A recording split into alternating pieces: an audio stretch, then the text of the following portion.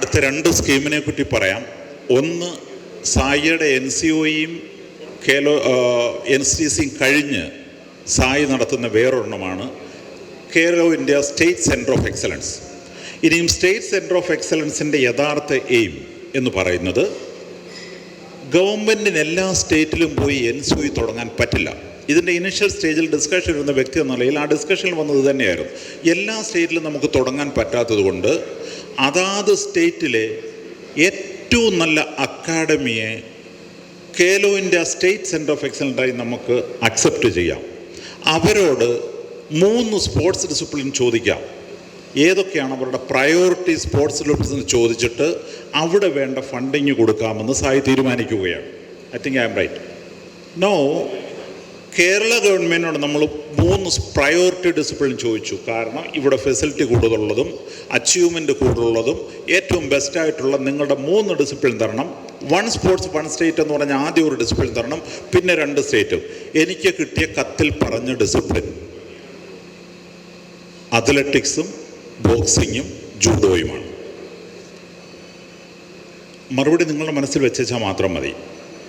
അത്ലറ്റിക്സിൽ നമ്മുടെ contribution 9 Khelo India athletes ഉണ്ട്. ജൂഡോയിൽ നമ്മുടെ കോൺട്രിബ്യൂഷൻ 0.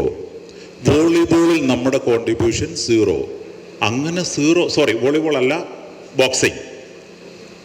ഇങ്ങനെ 0 ആയിരുന്നു നമ്മുടെ ആദ്യത്തെ 3 സ്പോർട്സിൻ്റെ കോൺട്രിബ്യൂഷൻ എങ്കിൽ നമ്മുടെ കോൺട്രിബ്യൂഷൻ 0 ആയി പോയില്ലേ?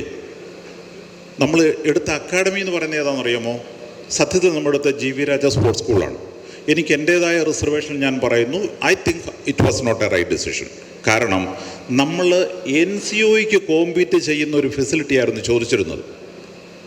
സ്പോർട്സ് സ്കൂളിൽ നിന്ന് നമ്മൾ അപ് ടു 19 വയസ്സുള്ള കുട്ടികളെ മാത്രമാണ് പരിശീലിപ്പിക്കുന്നത്. ഒരു പക്ഷേ നമ്മൾ സെലക്ട് ചെയ്യേണ്ടിയിരുന്നത് കേരളത്തിലെ ഏറ്റവും നല്ല അക്കാഡമി ആയിരുന്നു. അത് നമ്മൾ ചെയ്തിരുന്നില്ല. ഈ അക്കാഡമിക്ക് ഒരു വർഷം ഗവൺമെൻറ് കൊടുക്കുന്നത് കുറഞ്ഞത് 4 കോടി രൂപയാണ്. 4 കോടി രൂപ അവരുടെ ഹെഡ് കോച്ചിനെ അപ്പോയിൻറ്റ് ചെയ്യുന്നതിന്, ഡോക്ടറിനെ അപ്പോയിൻറ്റ് ചെയ്തതിന്, ന്യൂട്രീഷനിസ്റ്റിനെ അപ്പോയിൻറ്റ് ചെയ്തതിന്, സൈക്കോളജിസ്റ്റിനെ അപ്പോയിൻറ്റ് ചെയ്തതിന്, ഫിസിയോതെറാപ്പിസ്റ്റിനെ അപ്പോയിൻറ്റ് ചെയ്തതിന്. ഇനി ഞാനൊരു കാര്യം നിങ്ങളോട് പറയാം.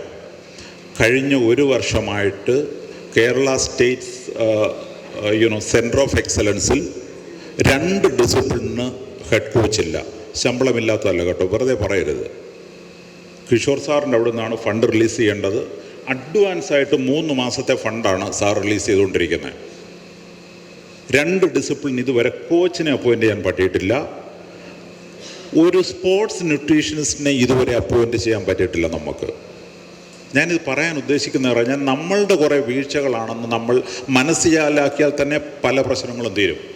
ഇത്രയും അൺഎംപ്ലോയ്മെൻ്റ് ഉള്ള ഒരു സംസ്ഥാനത്ത് ഒരു സ്പോർട്സ് ന്യൂട്രീഷനിസ്റ്റിനെ അപ്പോയിൻറ്റ് ചെയ്യാൻ നമുക്ക് പറ്റുന്നില്ല എങ്കിൽ ദാറ്റ്സ് എ ഫെയിലിയർ. പിന്നെ നമ്മൾ ഈ 0 പ്രതീക്ഷിക്കാൻ പാടുള്ളൂ. ഇതൊരു കടവും പറയുന്ന എമൗണ്ട് ആയിരുന്നില്ല, ഇത് ഫുൾ എമൗണ്ട് കൊടുക്കുന്നതായിരുന്നു.